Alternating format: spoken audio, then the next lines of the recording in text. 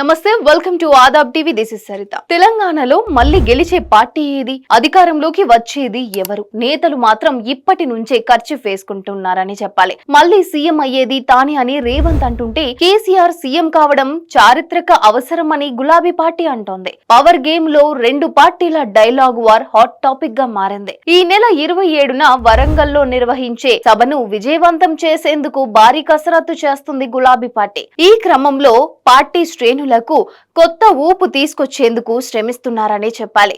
రంగారెడ్డి జిల్లా నేతలతో తెలంగాణ భవన్ లో సమావేశమై కేటీఆర్ కీలక వ్యాఖ్యలు చేశారు. చేవెళ్ల, రాజేంద్రనగర్ లో ఉప ఎన్నికలు రాబోతున్నాయి. పార్టీని గెలిపించుకునేందుకు కార్యకర్తలు సిద్ధం కావాలని పిలుపునిచ్చారు.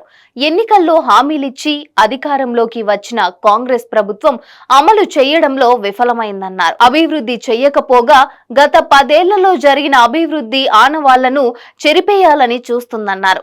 అందుకే మరోసారి కేసీఆర్ రావడం చారిత్రక అవసరమని అంటున్నారు. తెలంగాణ అభివృద్ధి చెందాలంటే కేసీఆర్ అధికారంలోకి రావాలంటున్నారు కేటీఆర్. అయితే తాము వచ్చింది 5 ఏళ్ల కోసం కాదు, 10 ఏళ్ల కోసం అని అంటున్నారు సీఎం రేవంత్ రెడ్డి.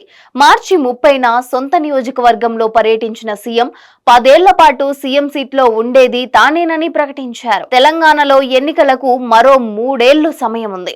నేతలు మాత్రం ఇప్పటి నుంచే రేపటి కోసం కాలు దువ్వుతున్నారనే చెప్పాలి.